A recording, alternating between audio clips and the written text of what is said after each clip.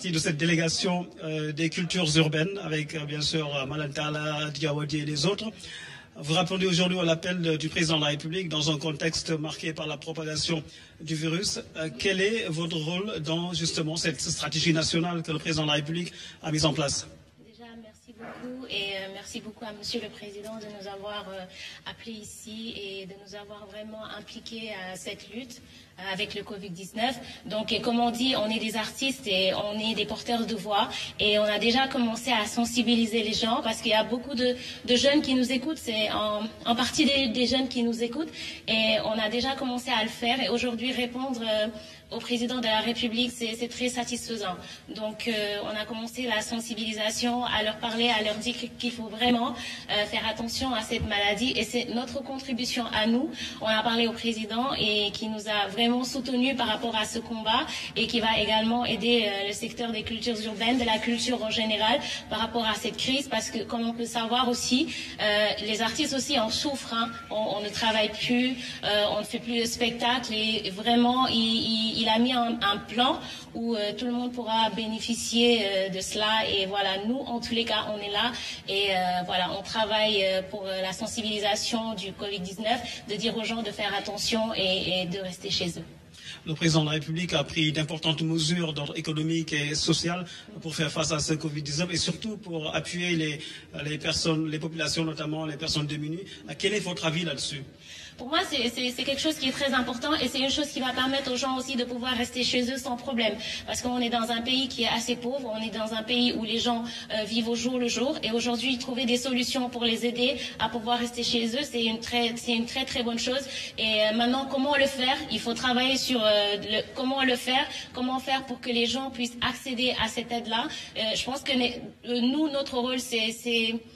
faire de telle sorte que toutes les personnes puissent accéder à cela. Et comment le faire? C'est donner les bonnes informations, dire aux gens que c'est comme ça que vous pouvez le faire, c'est comme ça que vous pouvez recevoir cette aide, etc. Leur montrer un peu le chemin. Donc, et voilà, pour moi, c'est une très, très, très bonne initiative, même si c'est pas simple pour le gouvernement de le faire. Mais je pense que c'est plus important de combattre le Covid-19, de dire à cette maladie de s'en aller très, très, très loin, de laisser vraiment le pays pour qu'on puisse reprendre bien les activités. Et c'est le plus important aujourd'hui, de dire aux gens de rester chez eux et les aider parce qu'on est dans un pays qui est très compliqué et quand le chef de l'État vient pour aider la population, nous on ne fait que soutenir.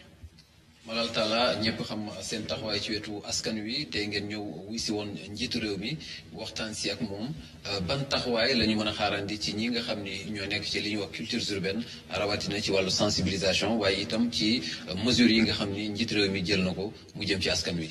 waaw déjà ñu ngi jaajëfal président de la République ci woo bi nga xamante ne woo nañu ko fii parce que yaakaar na ni am na li nga xamante ne secteur des cultures urbaines mën na ko indi ci xeex bi secteur des cultures urbaines nag ñëpp xame nañ ko taxawaayam ci réew mi bu amee jafe-jafe Matador mu ngi rappelé sànq président ñoom bi ñuy tàmbalee rap dafa tombeek sida mais boobu sans dara ku ci nekk si ñoom da nga doon bind woy spécialement jëmale ko ci sensibiliser askan wi ci wàllu sida taxawaay boobu aussi moom la ñu taxaw en tant que artiste parce que boo jëlee ku nekk si ñun ku ci nekk bind nga woy parce que loolu moom mooy moyen bi nga xamante ne moo nekk à notre disposition bi ñu ko bindee woy def ko vidéo tasaare ko nekk ci réseaux sociaux yi di partager information yi pour nit ñi mën a fagaru parce que fagaru moo gën faju dugg nañ également ak président ci li nga xamante ne moom mooy jafe-jafe secteur bi parce que secteur bi xam nañ ne également ay photographe a ngi ci ay beatmaker ñu ngi ci ay fecckat ñu ngi ci te bu ñu liggéeyul également dina am ay jafe-jafe yu bëri moom am na taxawaay bu mu ci am parce que fekk na également secteur bi organisé wu ba pare muy à travers le fonds de développement des cultures urbaines bi nga xamante ne mu ngi nekk ci direction des arts ministère de la culture moo koy toppatoo moom dina am lu mu ci yokk pour gën ko dooleel pour secteur bi du secteur bi du sonn pour nga xam ne du yëg dara ci yooyu jafe-jafe mesures yi nga xamante ne jël na ko nag pour askan wi pour dimbale leen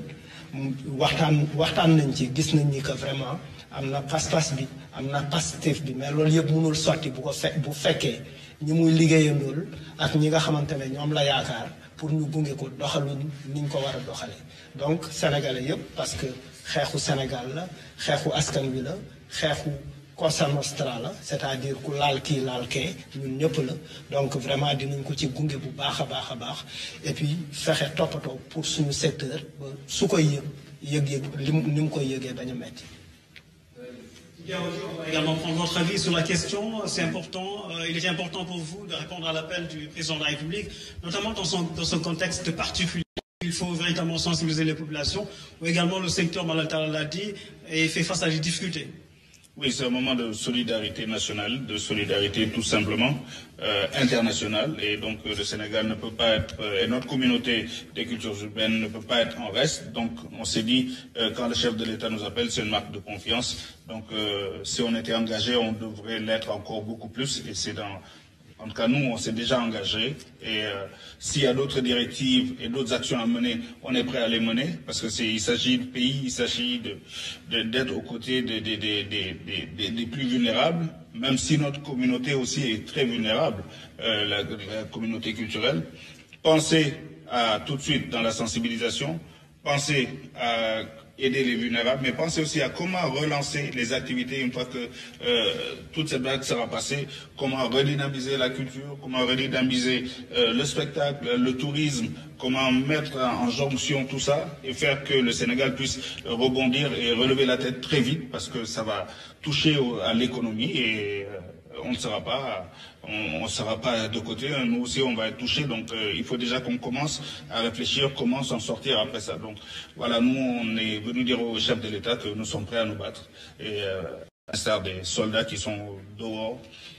tous les soirs, nous aussi, nous sommes prêts à porter notre arme, le micro, pour sensibiliser.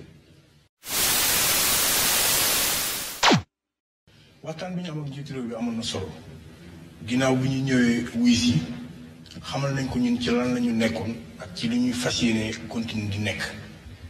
yàlla def na kuréel gi ñu bokk muy Y'en a marre am na ay artistes yu bëri am na it ay taskatu xibaar jël nañu artistes yooyu dajale leen ba ñu tëgg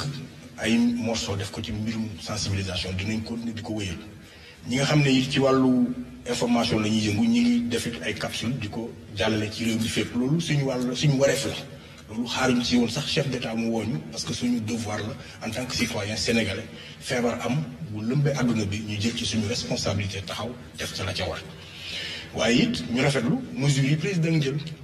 xamal nañ ko ne mesures yi yombul parce que peut-être génération bi ñu nekk xamuñu lan mooy couvre-feu musuñ ko dund en tout cas ci histoire